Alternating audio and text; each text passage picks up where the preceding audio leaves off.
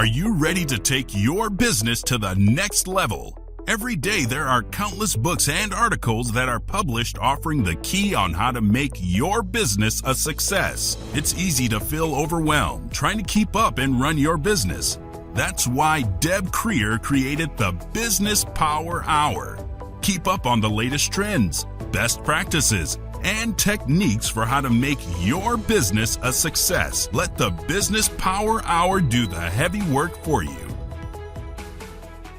Good morning. Good morning. I am Deb Creer, and I am passionate about giving professionals the tools that they need to make themselves and their businesses as successful as possible. And today we're going to have a great discussion because we're going to be talking about truly making your business successful. And that definition of success is what you want it to be. And so we're going to have a great discussion today about how to really make sure your business is doing what you want your business to do, or that you're doing what you want to do. So please join me in welcoming Katie Burkhart to our program today. Hi, Katie. How are you doing? I'm good. How are you, Deb? I'm doing fantabulous, fantabulous. So let me tell people just a little bit about you, and then we will dive into this. So Katie Burkhart is the mastermind behind MatterLogic, the simple system for running a purpose-driven business, and has quickly become one of the go-to experts in this space. She's a serial entrepreneur, a keynote speaker, a minimalist designer, a jargon slayer, and sharp communicator. She synthesizes connections that enable humans to make the most of the time that they invest in their work. So again, Katie, welcome. Oh, thank you so much for having me, Deb. I'm excited for this conversation. I know. Most people listen to our program, but for those who are watching, you talked about being a minimalist. You are truly a minimalist. Plain background, plain black shirt. I love it. And of course, what that means is we focus on you. And I think that's what so many people get caught up in, especially in this day of Zoom, right? Where we want everything behind us. But no, we want to focus on you. And so I love this. Well, speaking of focusing on you, what I really want to know when I talk to my guests is how they got to where they are today. So tell us how it is that you discovered that this is your passion in life. Well, when I was a kid, I had a first job before I actually graduated high school. It was something that my family did. Everybody had to have one. It was part of my parents teaching us, what work was about, a number of lessons contingent to that. But we determined for me, lifeguarding was probably going to be the best summer job. You could make a decent rate. It was right in town. I was a swimmer. It worked around practice. It was all good. But I ended up lifeguarding at the pool that I attended as a kid. So I had been going for years as a swimmer and watching the lifeguards. They're the cool kids. They have sunglasses and car keys, like it's this, I'm now cool getting to do this job. And I was excited to start it because, it was new.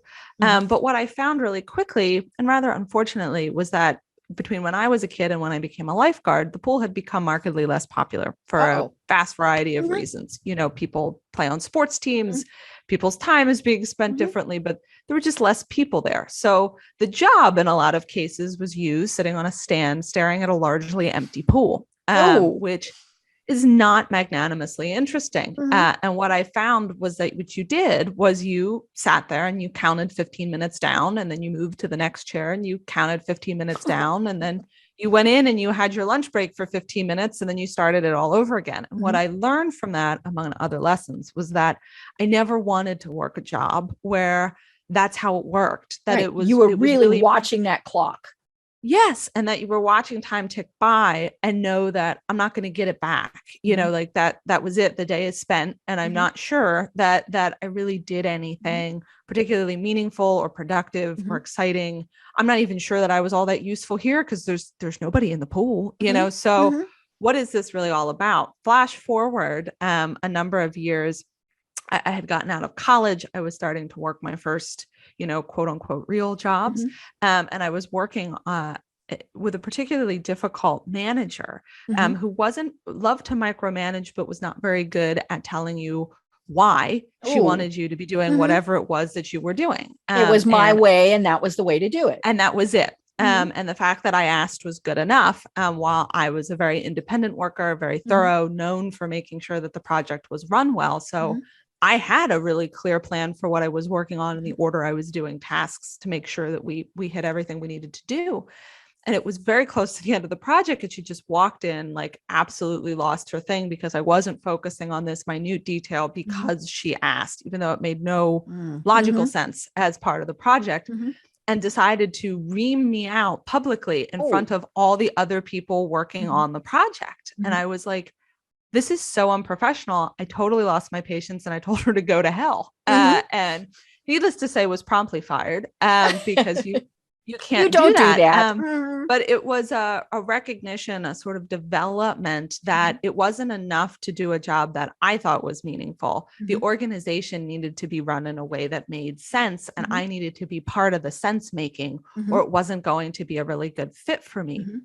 And I ended up working with a lot of organizations that wanted to do that. I was working with a lot of nonprofits at the time. They had a mission, they were trying to set out an intentional track, but I found they had a hard time really sticking to it. How do we really shift this from this statement we worked hard to put together to how we're running our business day to day? And that's how I ended up backing into the purpose-driven model.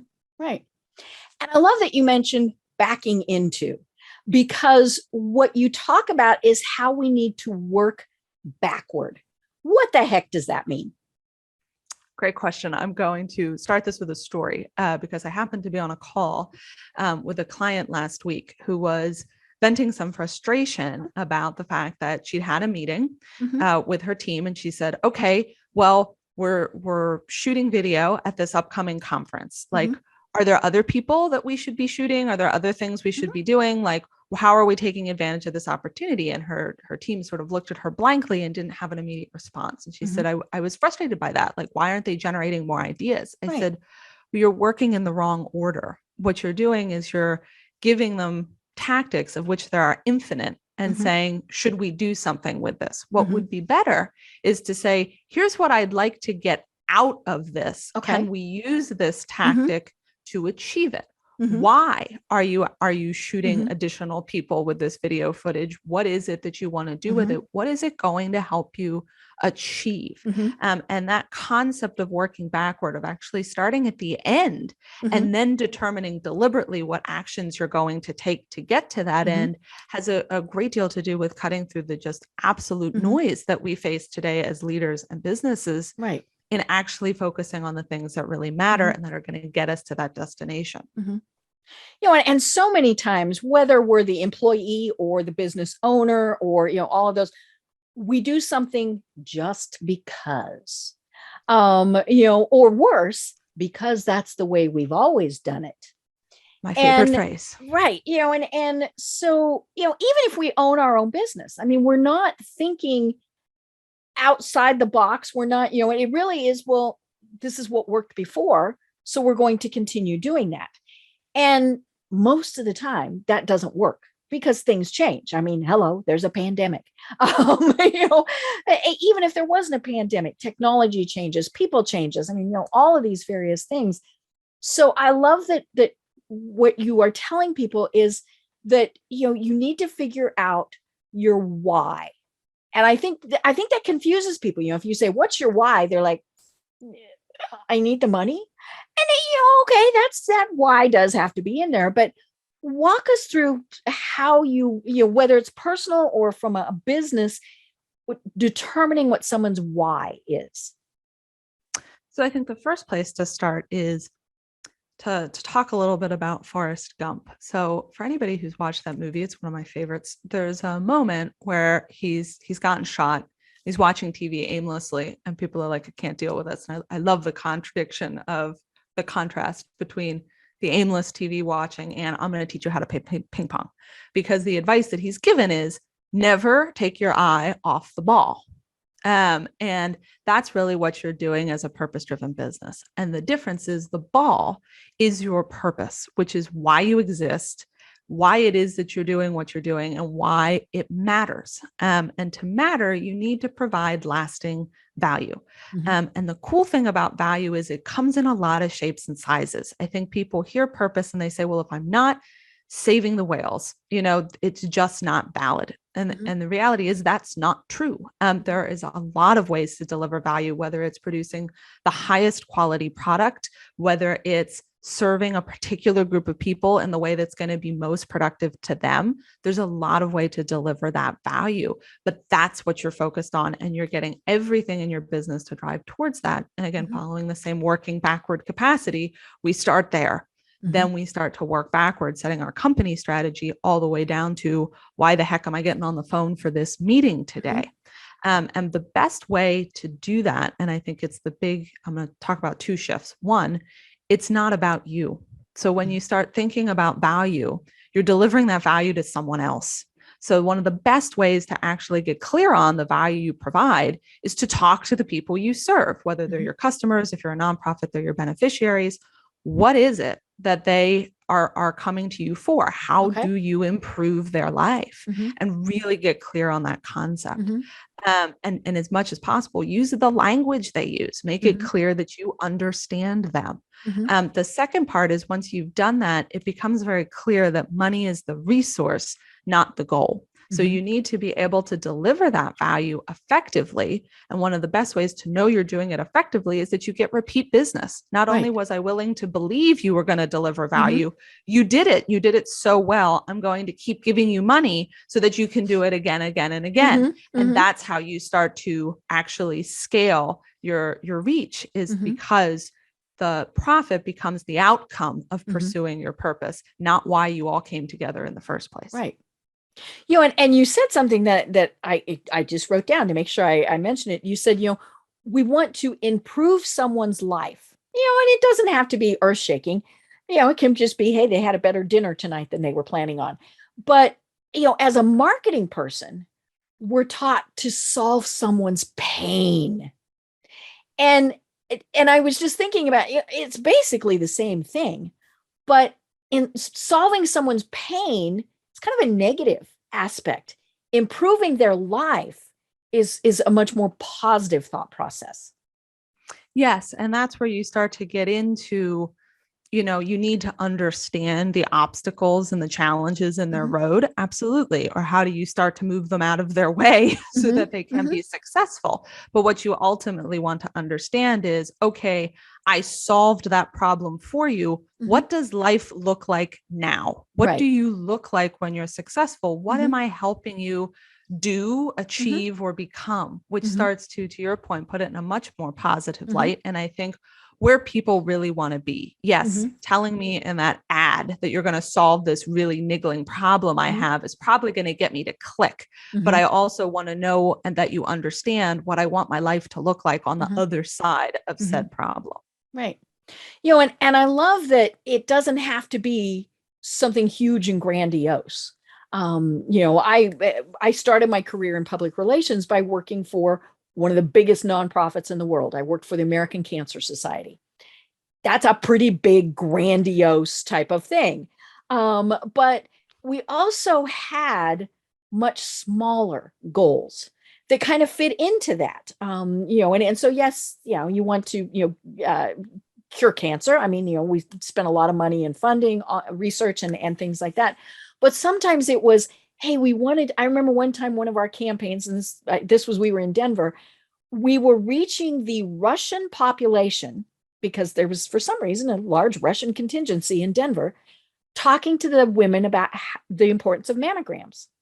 That's a pretty small little thing, but, but we had to be very specific. I mean, clearly I could not go in there and do that. I don't look like them. I certainly don't speak Russian. And so, we had to really think about how we were going to be able to change their lives with our message.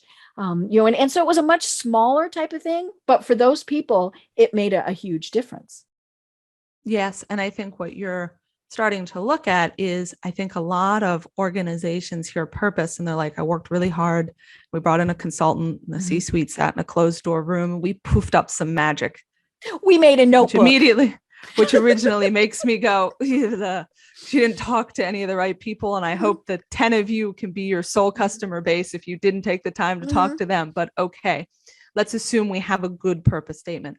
What's missing after that is you also need the rest of your core strategy, your vision, your mission, your values, and your story. You then need to start looking at what are those top level outcomes as an organization that we're striving toward all together.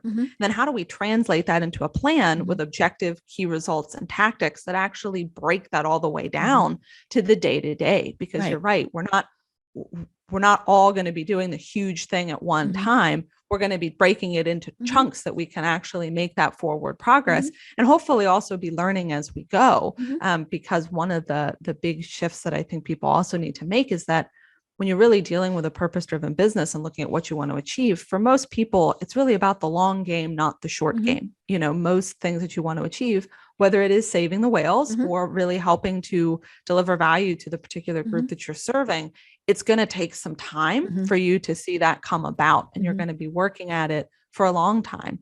Even if you're just looking at saying, I'm here to fulfill this purpose, you know, you want to be picking a purpose that's going to last 100 years. So I hope you're starting to shift your thinking to, we're going to have to break this into bite-sized chunks and moves ourselves along this track and be excited about the fact that it's going to take some sustained effort. Right. You know, and I talk with businesses who use the word just. Oh, we just sell insurance. We're just a plumber. We're, you know, and I mean, it's like the people that, you know, I'm just a wife. You know, we should never use that word just, because the first thing you did was you devalued yourself. But, you know, it's, you know, the plumber might have solved a really, really big problem for somebody. You know, the landscaper, their purpose might be to bring beauty into people's backyards. You know, all of those things. The insurance, I mean, you know, that's an important thing for people. And so I think that's, you know, one of the important things for people to remember is your purpose is important. You know, and you shouldn't devalue it. And maybe if you are devaluing it, maybe you shouldn't be doing it. Yes. One of the people that I like to talk about, because it happened in my life, was the pest control guy. For the life of me, I cannot remember his name, and that is my fault, not his. Bug dude. Yes, but he was fantastic. I was upset because I thought I might have tracked bed bugs home from a hotel. We're very happy to know it did not happen. Oh, good. There weren't bed bugs at the hotel. It didn't happen. But I had been upset the whole night because for days, because I was like, I don't know what's going on. I have no peace of mind.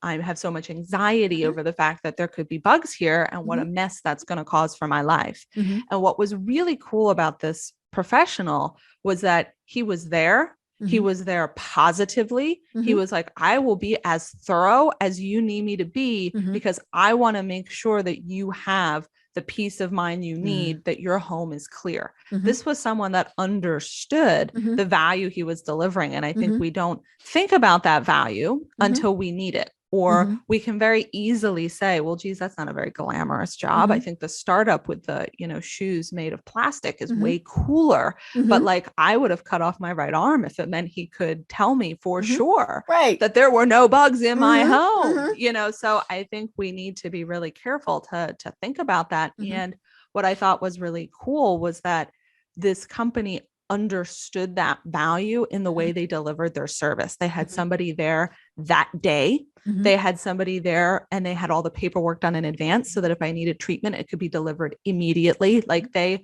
understood the value they were delivering and were able to be specific in the actions they took to make sure that that value was delivered. Right. You know, and you mentioned the core values, you know, and those are, you know, your purpose, your, I'm reading from your website, you know, purpose, vision, mission, values, and story. And I think too often what happens is we create one of those and it gets put on the wall, right? You know, we put it in the pretty letters. We fight for hours over what it's supposed to say, you know, and things like that. And we might create a plan. And I kind of laughingly earlier said, you know, we create a notebook, but we do. We create the book, the plan, the whatever, business plan, marketing plan, whatever, and it sits on that shelf and it gathers dust. So how do we make these something that is so important that we live and breathe it every single day? So some of that's a shift, there is no sexy answer. Step one, you have to believe that this is the way you want to run your business and It's instill not the just the thing on the discipline that wall. that's what you're going to do.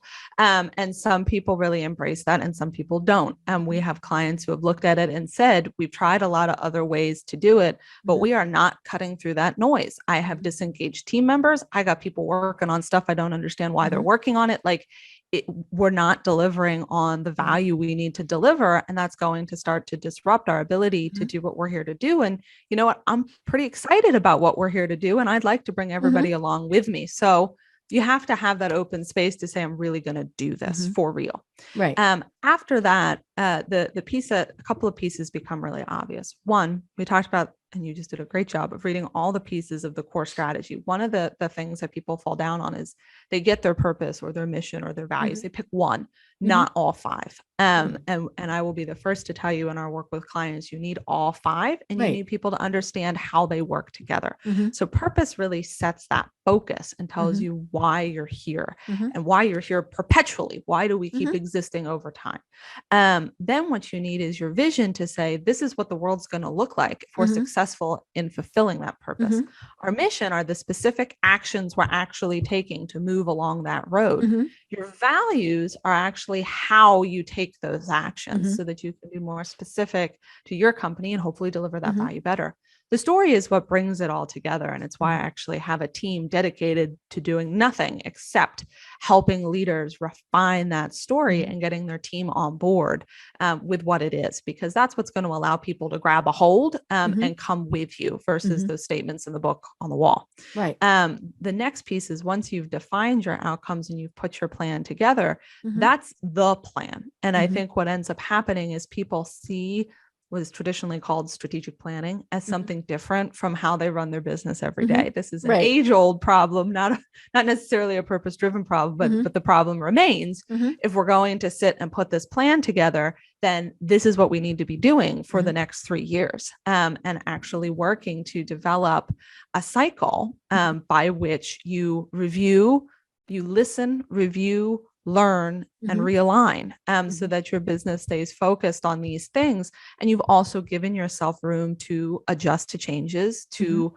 try and experiment, determine it failed or it worked, and learn from it either way, so that you really stay on track. And that's one of the things that we spend the most amount of time with our clients, who usually get to the end of the process and they're tired. They've worked really hard to put all these pieces together and hopefully involved all of the stakeholders in the process versus, again, making that, closed door CEO magic session. Is say, okay, we're tired, and us to say, but you really need to do this part. And we call that cycle calibration, making sure that every week, every month, every quarter, every year, every 3 years, how are we making sure that we are connecting the dots and working backwards so that we're putting our time and resources into the things that matter. And it's obviously so important to work backwards. I think it's also important, and you've alluded to this, to working from the bottom up, including every person. I've mentioned this a couple of times on the program before. When I worked for a very large company, our CEO routinely, I shouldn't say routine, once a month at least, would go down to the mail room and have coffee with the guys. It just happened to be all guys, but and his philosophy was they knew everything that was going on because they made the rounds, they talked to everybody. And, he was up on the top floor of the building, right? CEOs are always, if you've got a multi-level building, they're on the top floor. And so he loved talking to the guys in the mailroom to find out what was really going on. And the nice thing was he had a good enough relationship with them that they were honest with him. They didn't just say, oh, it's great. They would say, you know what? People are really complaining about this. Or have you thought about that? And I think that's, as leaders, we get lost in it because we're running the business. And we forget to ask everybody who works there, maybe you can't go individually and talk to them, but they need to have that ability. Maybe it's that they have team meetings and then those leaders report up, things like that. But you really do need to know what's going on at I don't want to say, it's the lower levels, but certainly not any less important. Yes. And I have two responses to that. One, never ever devalue work. I think in part of the conversations, or what I often hear about focusing on what matters, people are very quick to say, well, outsource all that other stuff. And I'm like, okay, you've just obfuscated the fact or hidden the fact that there is a human being that is going to pick up all that stuff, that if they didn't do it, you wouldn't be able to do what you are doing. So there is no work that doesn't have value if it's moving you toward that goal. So you have to have everyone involved. And I think there's been a lot of talk about, we're going to create a chief purpose officer and they're just going to figure it out. It is what a fluffy title. It's terrible. Like, that's not the goal. You as the CEO, like, it is your responsibility to set the pace and to keep us focused. But that means not just telling me that this is what it's going to be, it means involving me. So when you think about the old way of doing business, we were accustomed to treating people as things. I can tell them what to do. I can hit the button and just like a machine, they'll come on and off. And they're replaceable. Correct. And they're replaceable. That's not what's really going to allow you to have a high impact team moving forward. Your people are someone, which means they need a reason for what they're doing every day. That's why you're telling them not just what they're doing, but why they're doing it. But to really make smart decisions about, we talked about, we know what our objectives are, we know what our key results are, then we get down to tactics. When we work with clients, we like to say to leaders, not only do you need to listen to your team before you develop the strategy, get comments on what the strategy you put in place is, but because you have set guidelines, because you are working backwards, give them the flexibility to pick the tactics they know are going to work, because you don't know anything about Twitter, CEO. I can tell, let your communications people determine what the best tactics are going to be. And then as a team, understand what measurements you've put in place to determine if you're effectively delivering value. That's what will help you to assess. Well, we tried this tactic. It didn't work. Here's what we learned. Let's try a new tactic, but you're putting it into the hands of the people to do what they do best. And I think that makes a huge difference.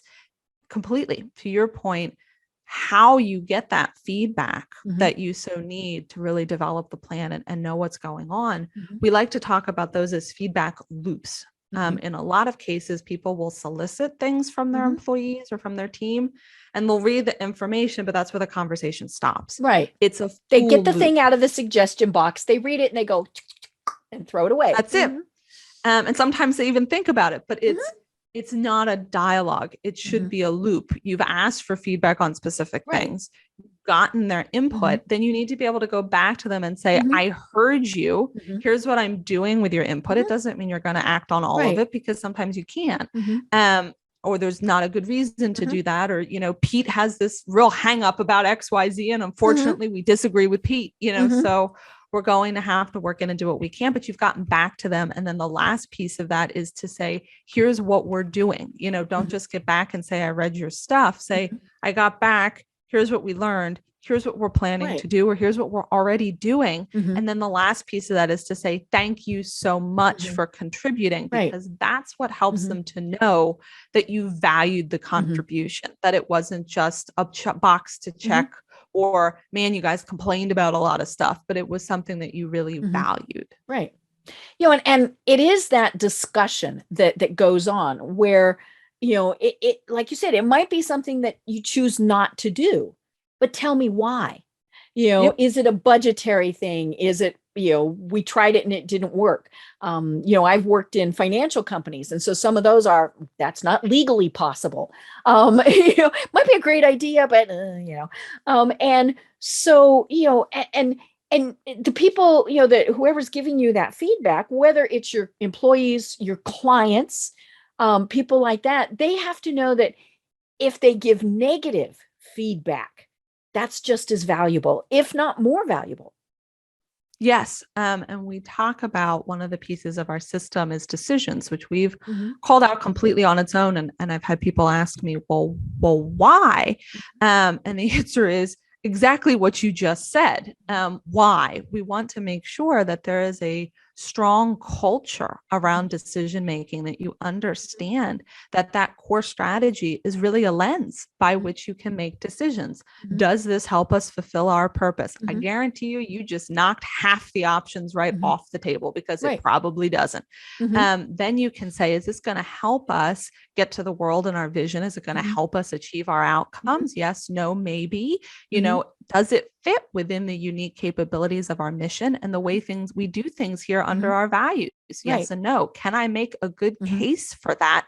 Or at the very least, a good case to tell you that I think it's worth testing and how I'm going to know if it was successful.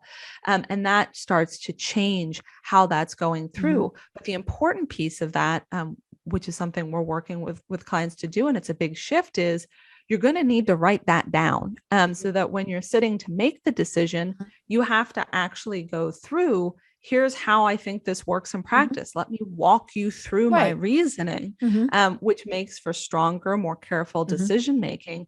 Two, it also means that there's a record. So if you are with a larger team, they can see, oh, here, I see the information they considered.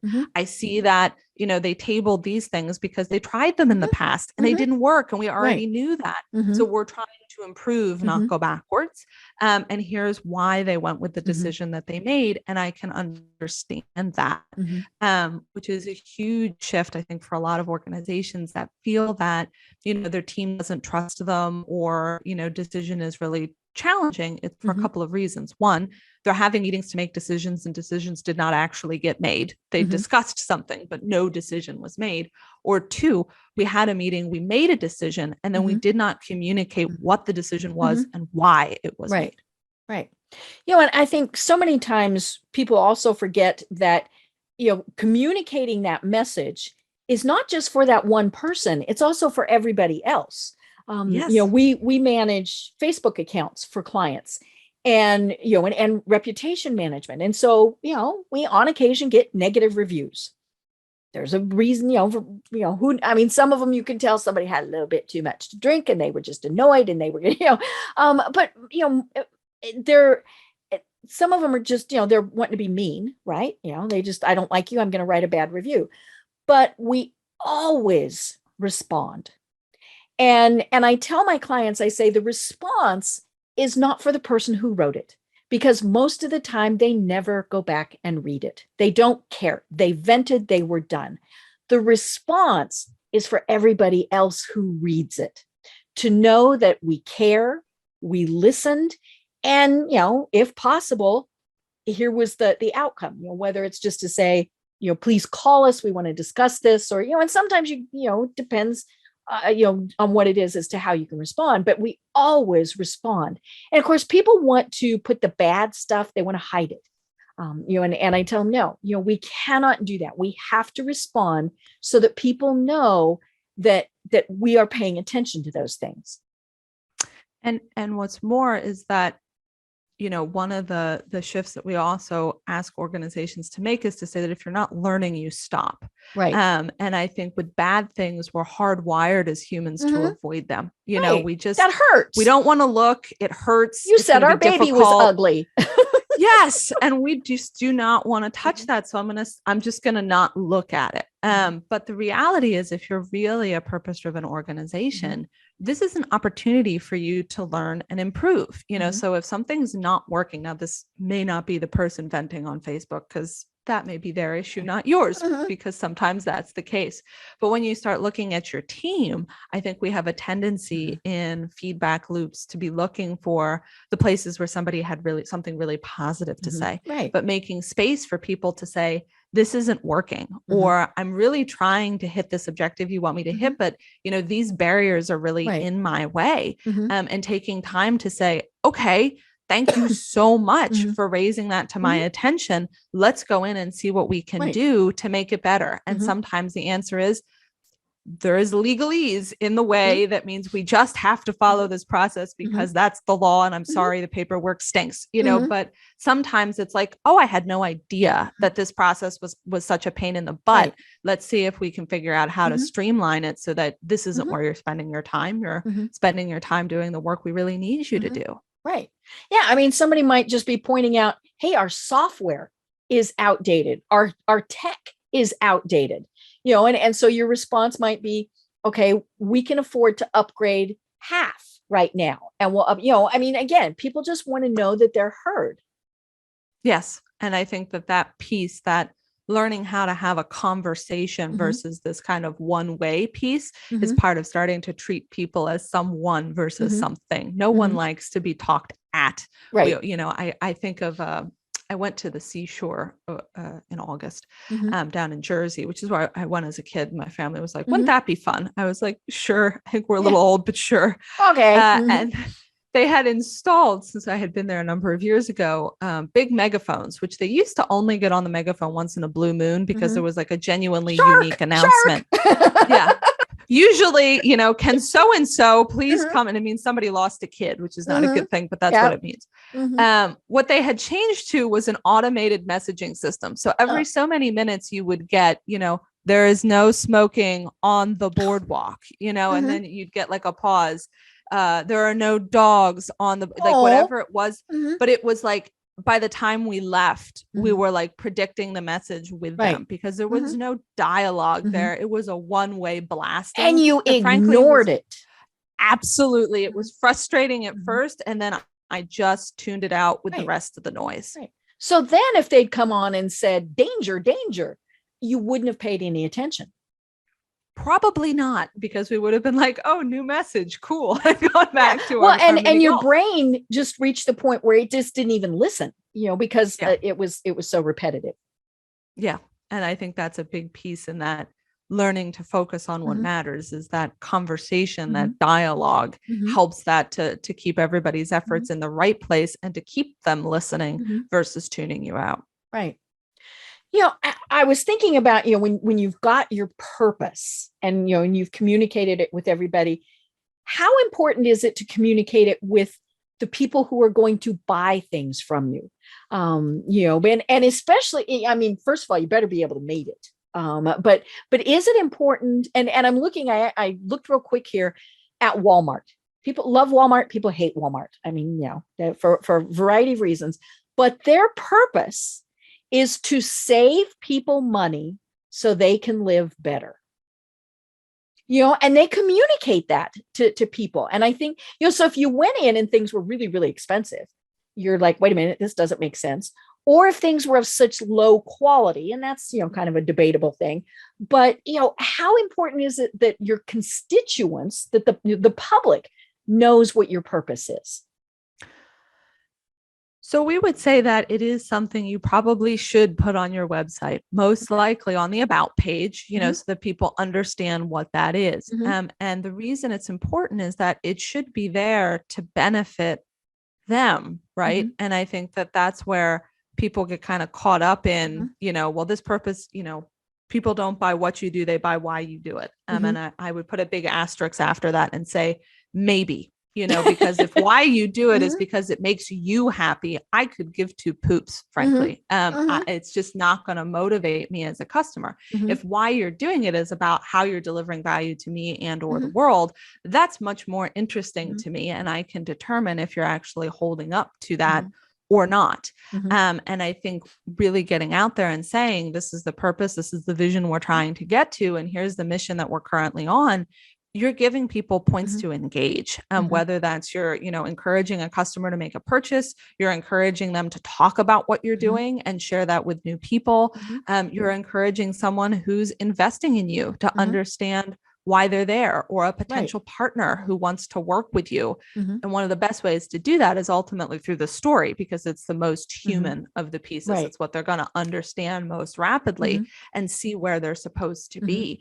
But putting those things out there publicly, first of all, says, I'm taking this seriously enough that I'm going to put it out there, which means I know somebody is going to hold me accountable to it. Two, it's then an opportunity to say, like, hey, join me on this versus not. And it does, which surprises people when I say this on the third prong, is it will turn away those people who aren't with you. And people immediately get upset and they say, well, that's not good. I said, why? You weren't here to serve them in the first place. So in some ways, telling people who you're here to serve and how you're going to serve them will also help them to self-select, like, yeah, this is the group I want to work with. This isn't. Right. For example, my company, my storytelling firm lists its values right on its website. And I have people who will call and say, I absolutely loved value XYZ. You know, and it's they're self-selecting that not just what you do, but how you're going to do it is where that this is a good fit for them. And that's a good thing. You know, and I think more and more people really are doing that. They're either saying, hey, this is where I want to spend my money, or this is where I want to work. You know, and we were talking before the program about millennials. And I think one of the things that we have seen so much with that generation is that they want to work with companies that have a good, solid purpose that they can believe in. You know, long gone are the day. Well, I shouldn't say this, you know, there's still people who go to work to get the paycheck. Yeah. And that's fine. I mean, you know, but you know, when we believe in it, for one thing, we're going to work harder to make them successful. But again, we have to know what that is. Yes. And I think it's where one of the shifts that we think is so small, but it's so critical, is understanding that it's about value. And as much as there are a lot of purpose pundits out there being like, people want meaning in their life, people, which we do not disagree with, I do not disagree with. The first thing they want in all of the reports coming back is pay. They want to be paid well. And like it or not, paying someone for the time they don't get back that they are spending with you out of their life is the first way you tell them you value them, period. After that, then you can say, okay, I'm going to invest in helping you to learn and develop, make sure that I'm connecting your personal purpose to our corporate purpose, that I'm helping you to be fulfilled here at work. That's number two. But we actually would say that after value in capital, it's value in time. And the best way, after, you know, looking at how do I help you learn, how do I help you grow, that you can value their time is to not waste it. So if you don't have a good reason for what you're asking them to do, don't ask. Have them spend their time on something else, have them take a break and come back so that they're really delivering on their best self. Right. You know, I think we saw that happen a lot with the whole work from home thing. You know, if you were in the office, you were there for 8-9 hours. You know, and you know, how much of that time was spent going and getting coffee and, you know, puttering around and doing this and doing that. And when people worked from home, and or more importantly, how much of that time was spent going to useless meetings. You know, and so then all of a sudden, when people were home, I think a lot of companies figured out, okay, they can do this job in 6 hours, or we don't even care how many hours it takes as long as they get it done. And we're not going to have these stupid Monday morning meetings where everybody's sitting, because, you know, what happens is, of course, they get on Zoom, then they turn their camera off because they've, you know, wandered off, gone to sleep, whatever. And so the work from, that's been one of the fascinating things with people working from home is companies' priorities have shifted. You know, they really have said, you get done what you need to get done in the time you do. And even when, you know, if you're a night owl, fine, do your work at midnight. If we have a meeting at 9 o'clock in the morning, that's a required meeting, you need to be there. But otherwise, as long as you get the job done, that's all we care about. That's a huge shift from forward thinking to working backwards. Right. Saying, You got the job and then backward, or the task and then backwards. Correct. So what used to happen very traditionally is, which came about when Ford built the assembly line, you know, which is this 9 to 5, this concept that we have working hours, and not working hours, and then it's going to be this many hours, you know, that because that machine runs for this many hours, and we need you something to be part of this machine to keep the machine running. And that's how we looked at it. And I think still today, even in discussions about the 4-day work week versus the 5-day work week, like, you're still missing the point. You're looking at it and saying, I have this many hours and we're going to fill it with stuff because that's how I know that the job got done, versus saying, we want to achieve this. What's it going to take to achieve that?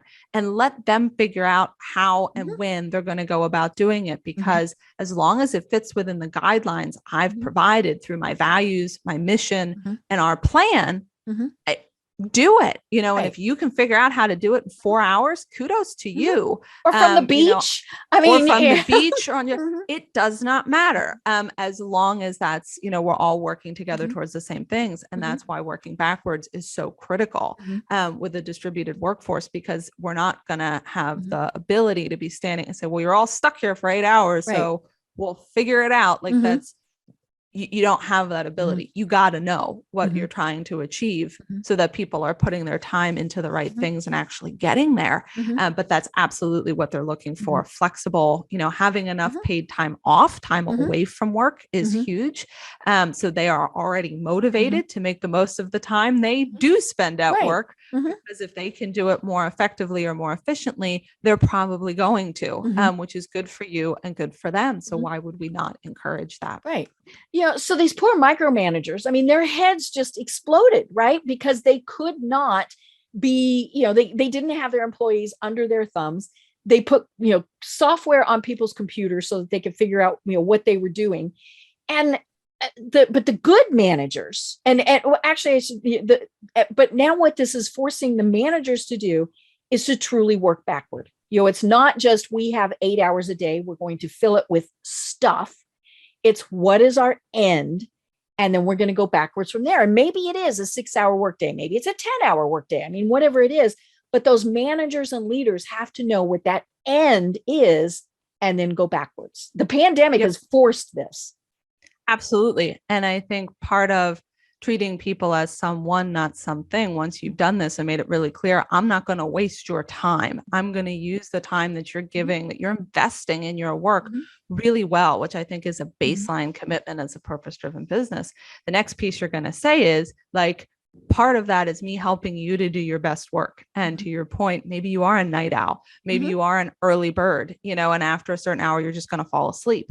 How do I make sure you can do that? And one of those pieces, as far as cutting out extra noise, because I think we've both cringed at the unnecessary meetings, is really figuring out and setting clear communications expectations, which I was just reading a report that the majority of companies don't have, what channels are used for what, when is it appropriate to communicate with people? When is it not appropriate to communicate with people? Because they might be doing something else, how do we really set that up? And then spending time teaching people how to be better communicators virtually, to be better writers, things that we have, I don't want to say lost, but we have deprioritized because we have just kind of leaned on that crux of the meeting and said, well, I'll just schedule another meeting, we'll circle back with another meeting. And it's like, now you can't. So how are we going to start helping people to do other things? Right. And one of the things you mentioned was, really valuing, people. I think one of the problems has come in, and I've heard, several people who, now I've worked from home for over 20 years, but I'm also my own boss. And so, but for the people who were in an office environment and now are home, either in a hybrid, permanently, whatever, one of the first growing pain type of things that many people had to deal with was that their bosses thought they can work 24/7. Why can't we be sending them an email at 9:00 at night and expecting them to respond? No, I mean, but that's one of the things I learned when I brought my office home was to tell my clients, I work from 8 until 5, whatever time zone I'm in, I work 8 till 5. And, but I had clients in different time zones. So, we kind of had to adjust in those things. But the way I got it through to them, because they said, but you work from home, why can't you respond at 10:00 at night? And I said, here's the deal. If, I'm more than happy to work evenings, weekends, holidays, but it will cost you double. That got their attention, because there are times where, emergencies happen, but, so that's where it's important for the employees and, everybody to lay down those boundaries and to say, okay, or especially when we had people who had kids they were having to homeschool, they had to be able to tell them, what, my children are taking my time from 8 until 10, from 2 until 4, whatever it is. I'll still get my work done, but those are the hours that I'm with my kids. And I think it's definitely caused us to be a lot more flexible. Yes. And I think that flexibility is going to need to continue, and, where you can understand not just the individual purpose of the team members on your team, but when do they work better? When do they not work as well? Do they have a better channel of communication than others, so that you can try as much as possible to reach them in the way that's going to work for them best. And they can try to reach you in the way that works for them best. Now, there will need to be some common ground, where we do have to all come to these certain meetings every week, or we all need to do whatever. And that's where you start to say to the group, hey, is Wednesday going to be our team meeting day? Or we know we're going to schedule most of our meetings at this time. There are some meetings you all have to attend. You may even have to come into an office. Like, is that the day? Because that helps people to start to plan their other priorities. Since it's really about understanding that, we talk about work-life balance, and the reality is you have one life, Yeah, there's no balance, because work-life balance means 50-50, right? That's the only way it balances. And that's not what's going to happen. No, your life is always going to weave in and out. And I think what a lot of people have found, although not all, is that allowing it to be more shades of gray, and having the ability to flexibly weave it in and out is allowing them to get more, out of their work and more out of their things that they do outside of work, like their family or their kids or their hobby or their ability to travel, if that's what they're really invested in. Right. Did you find with the clients that you're working with that the pandemic made them change their purpose and vision and all of those things, especially to reflect, their, not only their employees, but the world and how things were going on, and not just the pivot word, but how they really thought, well, maybe this isn't what we should be doing. So what we found was more an opportunity where change was required. So we were more open to making bigger changes. We didn't have people who called and out of left field were like, I guess we should do something about that purpose thing. Because as a general trend, most of what I've seen is people, taping it onto the outside of their hull badly because they didn't really invest. They just want you to think that they did. It was trendy. And I typically talk about the fact that I love to wear men's jeans because they have real pockets, pockets I can they're big put my pockets. hands in. They come all the way down to my knees. Like, it's useful versus women's jeans, which often don't even have pockets. They just, I think you're just supposed to carry your lipstick. Yeah. And I'm like, guys, if you just tacked it on because you wanted to look cool like the other jeans, you didn't get purpose driven right. No. Let's start with adding value and being really useful. Our clients typically reached out to us because they said, we now need to dive into a new strategic plan. We merged with a couple of organizations and we're going to have to look at doing things differently. We have an opportunity because some of the things we thought we were going to do, we're not doing right now, to start looking at doing things differently. So it took an undercurrent and started to make it a top current because they realized that they wanted to make this shift. And now or they wanted to do things differently, even if they didn't know this was the shift they were going to make, and said, you know what, this makes a whole heck of a lot of sense. I'd like to really refine what we have if we have it, or let's really start from the beginning and make sure that we know what our value is. We can clearly articulate it and get everybody on the same page. And we have a system in place to help us run our business this way every day. Right. And unfortunately, I think what we saw was the companies who refuse to change, pandemic or not, they're the ones that don't survive. It comes back to what we were saying at the very start with, this is the way we've always done it. Things change, folks. You're no longer unique, or all these various things, and so we have to change. Which means our purpose, our vision, those things can change also. They're just because they're on the wall doesn't mean that they can't be rewritten. Absolutely, and we would always encourage, like, hopefully your purpose, you did the work to get something that's pretty lasting, but those other pieces, please review and make sure that you're talking to the people you serve, you're talking to your team, you're talking to your partners, because that's what's going to tell you what's shifting for them so that you can adapt and continue to deliver the value they need. Right. I love it. I love it. Well, oh my gosh, Katie, this has been such a fascinating discussion. I would love to continue it, at some other time. So we'll have you back.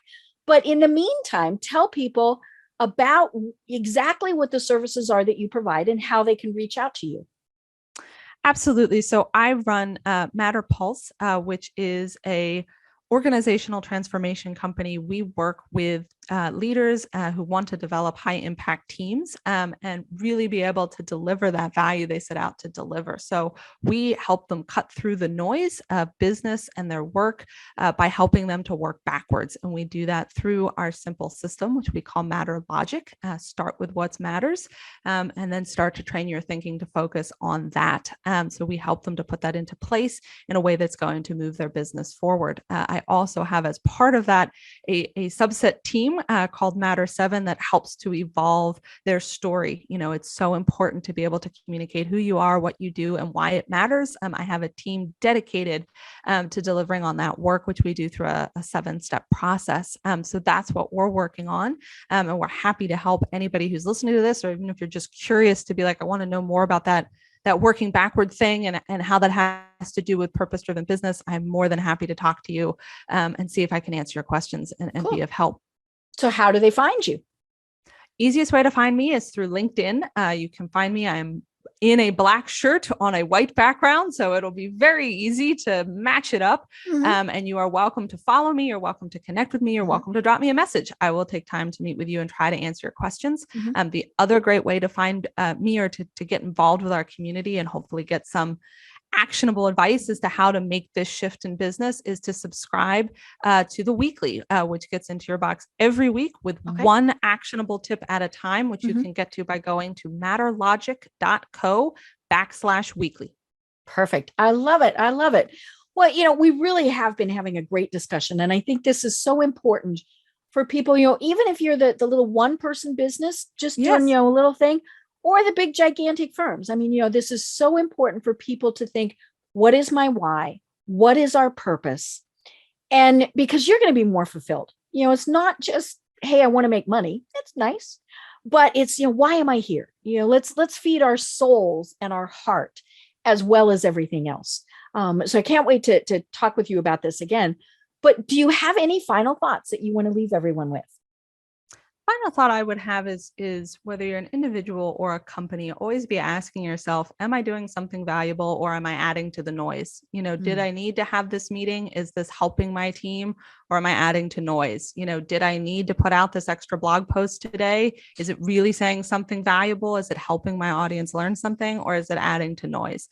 And I think that if we all started to ask ourselves if what we're doing is adding value to ourselves and to the world or just adding noise, I think we would be in a much better place to start to reduce the noise volume and put out things that really matter. I love it. And there's an awful lot of noise in this world, right? Yes. Well, I have been having such a fascinating discussion with Katie Burkhart. I'm Deb Creer. And until next time, everyone have a great day. Tune in for our next program for even more trends, best practices, and techniques for how to make your business a success. The Business Power Hour, hosted by Deb Creer, is proud to be part of the C-Suite Network.